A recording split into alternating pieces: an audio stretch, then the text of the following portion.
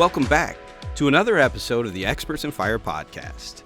I'm your host, Mike Vennard, and with me today is Randy Mowry. Today's episode is Ventless Fireplaces. Are they safe? Let's get into it.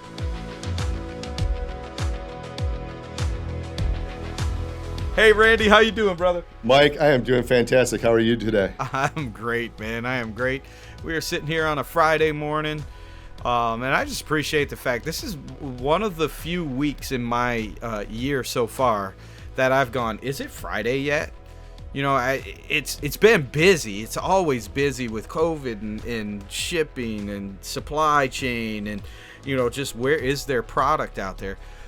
But I thrive on that. This week, though, has just been one of those weeks, man, and it is Friday, baby. Kind of lost track of your days this week, did you? I did.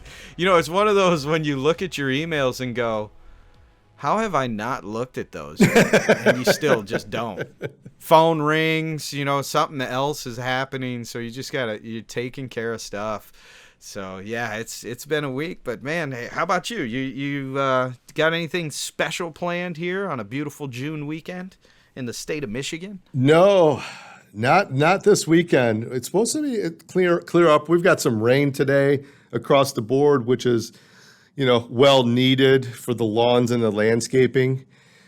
But no, we got a couple weeks. I'm saving the trip for 4th of July weekend. You know, Randy, let's dive into this topic here today about ventless fireplaces, you know, and this was a question that came over from our sales team. You guys have meetings twice a week. The leadership team over there said, hey, this is one of the things that our team's getting asked quite a bit.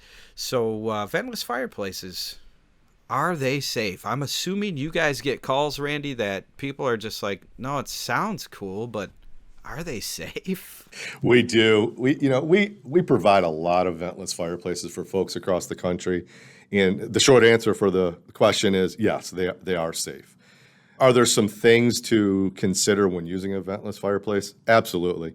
First and foremost, you want to follow all of the guidelines that are in the manuals from the manufacturers and have them professionally installed, your gas line, anytime you're working with gas, and making sure that they're installed properly, correct gas flow, plumbing, and all of that nature. So, you know, we want to start with that.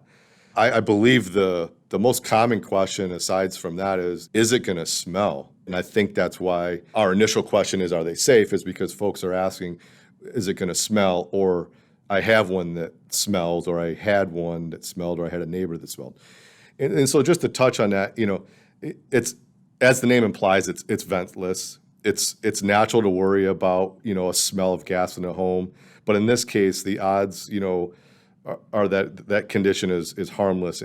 In fact, a faint gas smell with the gas fireplace is unavoidable. It's the consequences of using the ventless gas fireplace. More than anything, it's a sign that the fireplace is, you know, working properly. Ventless gas fireplaces don't require an open chimney to operate. What it is because they burn only small amounts of natural gas and propane, Mike, they are safe to operate indoors. However, I do like to touch on any flame requires oxygen to keep burning. In a gas ventless fireplace, the oxygen is provided by someone's air in their room. So it's the air that is within inside of their house itself.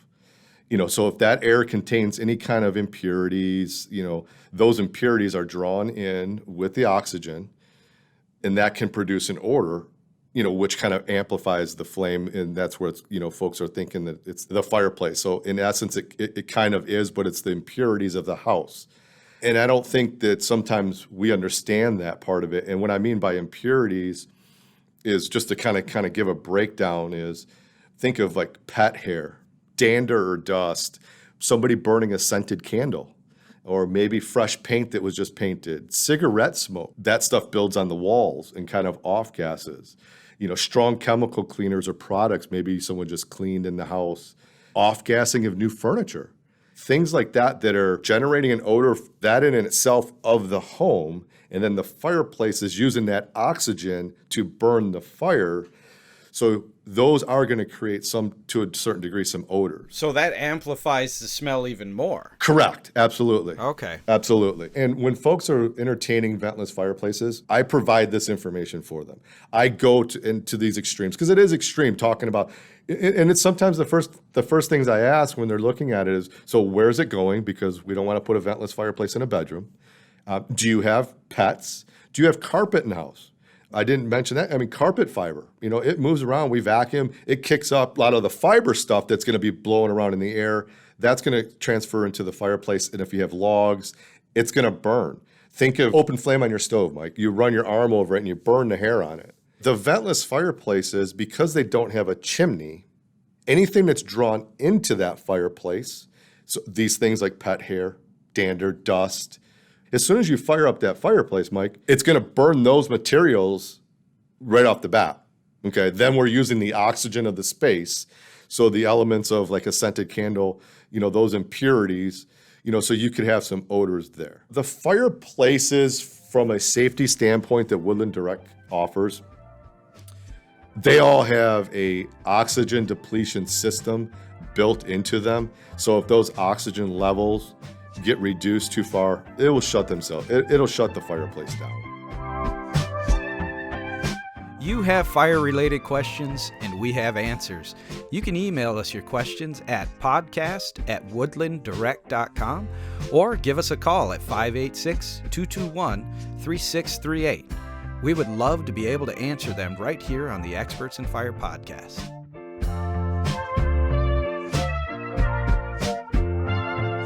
So on the safety side, because I think what surprises a lot of people is when they begin to understand the concept of how the fire is actually functioning, right? That fire has 3 sources of fuel. It's the first thing you learn is the chart. You got to have a fuel source, and you have to have a flame. You have to have, oh, dang it, Randy, what am I missing? Our oxygen. Oxygen.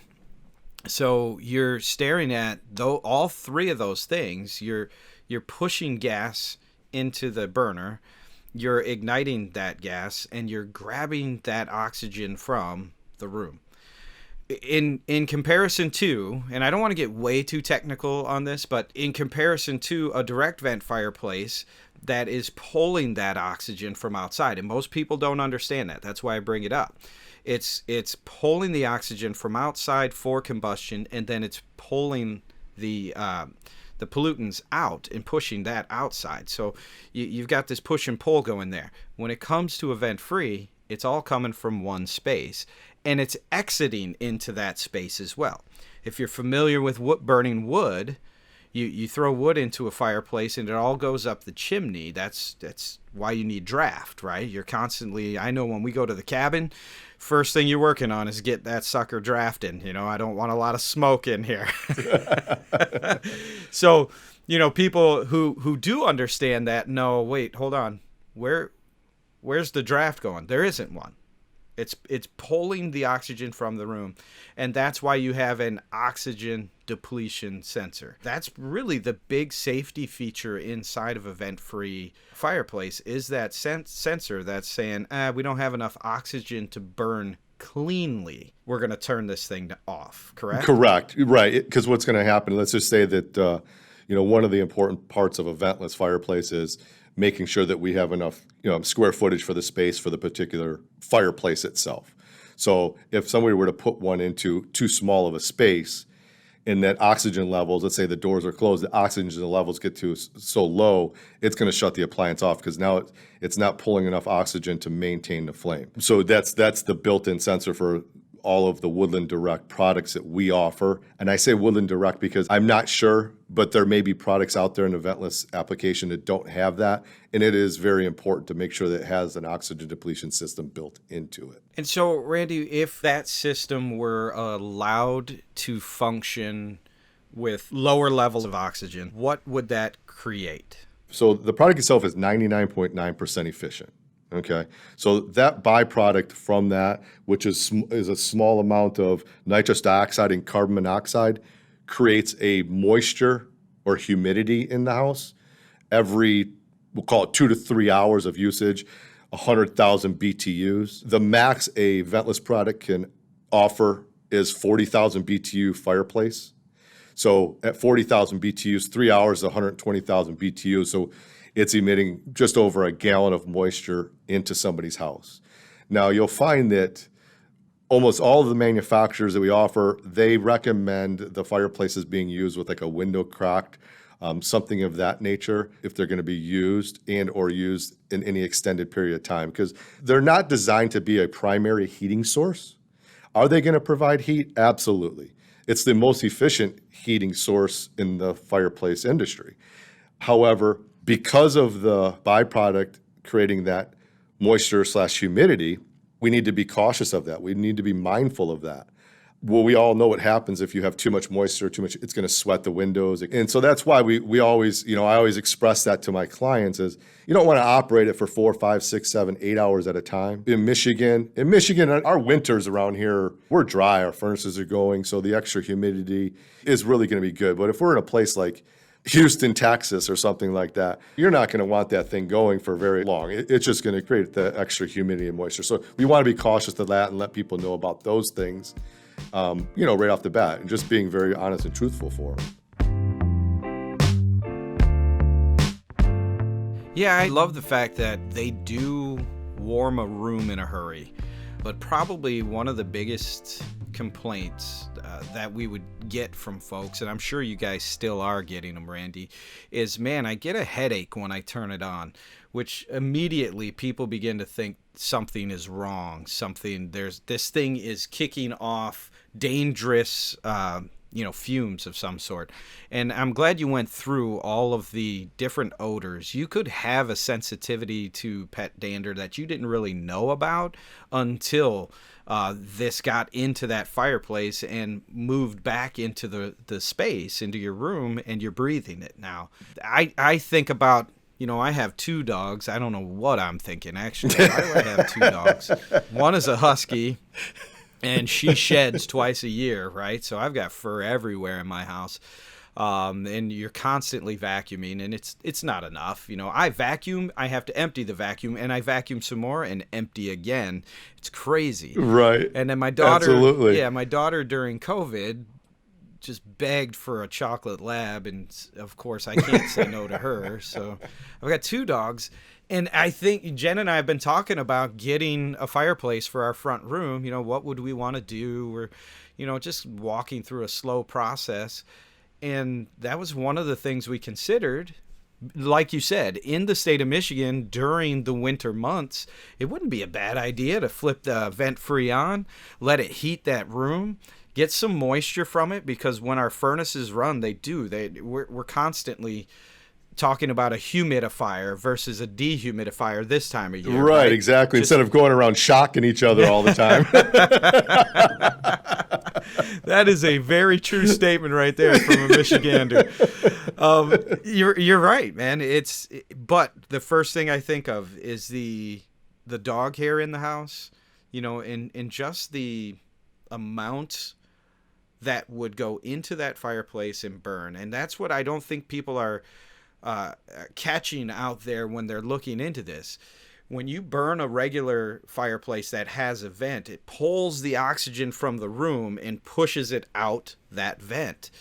Here, it pulls the oxygen from the room and pushes it all right back into the room. So any impurities you might have in the home, consider it. I'm not trying to talk down about vent free. Absolutely not. I have friends who have them and love them. For all the reasons we talked about. Yeah, we do a lot of them, as you know, Mike, and people absolutely love them. Yeah. It's a pretty common question, and so it's been great to do this particular podcast on this subject to let folks know, because there's a lot of stuff out there that may say certain things about it, but they don't have any explanation about why and where the odors come from. And I think when you explain to folks what we just covered, and they're just right away, oh no, I have hard surface floors, I have no pets, kids are gone, don't have to worry about that. So right away they're like, yeah, let's get it. I need to get it installed. So I think when folks have the correct information on a particular product, they can make a much better decision for themselves, because they are very high efficient, good heating source. You don't have to pop a hole through the roof. You don't have to go through the sidewall creating chimneys. And that's one of the main things that folks are looking at these when they're doing a remodel, especially on an interior wall. And it's a 2-story home. They cannot go through the kids' bedrooms upstairs and go through the roof with a chimney pipe. That's where like a ventless type of product comes into play. Condos where they can't make any exterior penetrations. Those are the types of application that these are really coming into play. And I see more and more contractors asking for them. I do a lot of contractors that are putting them in new homes so they don't have to do any kind of penetration through the roof or through the sidewall, things like that. Yeah, the plumber can pretty much just come in and run the line, connect it, and it's done. Absolutely. Yeah, that makes sense. One thing I would like to point out is the way, whether you're using an entire vent-free fireplace box, which we sell, right? Or you're transitioning a masonry-style fireplace, closing the flue on it, and utilizing vent-free logs. When it comes to setting up the logs on these vent-free systems, there are very specific ways. And again, back to what you said, when it comes to any one of these products, vent-free, vented, doesn't matter. Always, always, always follow the manufacturer's guidelines. You need to read the manual. Don't be like me. A lot of things I grab it and I go, I can put this together, right? No, read the manual. My son's an engineer. He reads the manual and he just looks at me. And there's nothing more demeaning than your 25-year-old son who looks up to you. I mean, you're his dad, you're his pops, right? Yeah. But he gives you that look like, are you really dumb, Dad? So don't do that. Don't do that because it's irritating and frustrating, and yet he's right. So when it comes to putting the logs on, the way these systems are set up is so that you just see flame and the logs are around the flame. On a vented system, you can put the logs in the flame, but you cannot do that with a vent-free system. No, they're very specific, yes. Very specific, and when you get flame impingement, so that flame hits something and laps against a log, that creates a byproduct that you don't want in your home. Carbon monoxide being the big, the dangerous one that you don't want in your home. So please make sure you're following those rules. And then, you know what, Randy, you and I also talked about, make sure you have carbon monoxide detectors. This is just a general warning.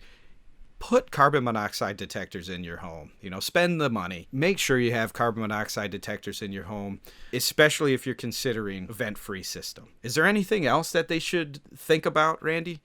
Just like our furnaces, we call for service and have everything just kind of checked out, on an annual basis.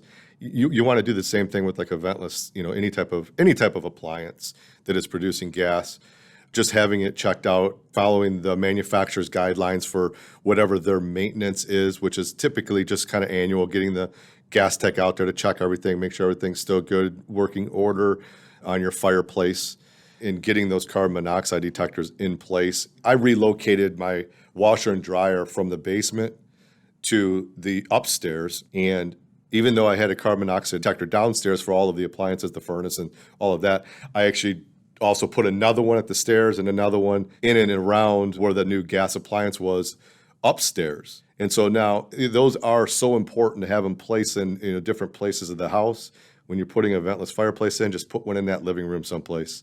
And just staying on top of the maintenance. And if you have any questions about your appliances, always feel free to give us a call if it's one of the Woodland Direct fireplaces. Absolutely. And if you are in the market and you have more questions, you listen to this and maybe it spurned more questions, which, I mean, that's really what we like to do. We want to make sure that before that thing is sitting in your living room and somebody looks and says, well, what is that? Oh, it's a vent-free fireplace. Oh, you're going to kill everybody in here. Those are the types of things where that scares a homeowner. All of a sudden, they're like, wait, this is somebody I know, I trust, I respect, and they're freaking out on me. get the answers to your questions, because I want you to be able to speak to that. I want you to be able to go, no, I made a good decision, and this is why. We're more than willing to have those conversations. We are the world's largest group of master hearth professionals under one roof, although we're under multiple roofs now since COVID. Yeah, correct. I know. I'm here at the office. I feel like I'm the only one. It's like I am legend. So please do feel free to give us a call. We can absolutely give you options. And there are a lot of cool things, cool products out there nowadays to help you create an amazing experience around fire in your home, in your yard, or anywhere you may be. So thank you all for listening. We really do appreciate it. And Randy, as always, thank you, brother, for being here today. Oh, thank you, Mike. It's always great to have these conversations with our listeners. It is a fun time, I agree. And if there's anything that you would like to hear, another question you'd like answered, please shoot it over to us. We'd be happy to do an episode, or half an episode, or just maybe fireside chat with Mike and Randy, something of that nature. And if you're in the market for a vacation, I'm telling you, Michigan, there you go. Pick a coast, doesn't matter. Pick a coast. We have national parks here, so go up north and see them. Thank you all for listening. We'll see you next time.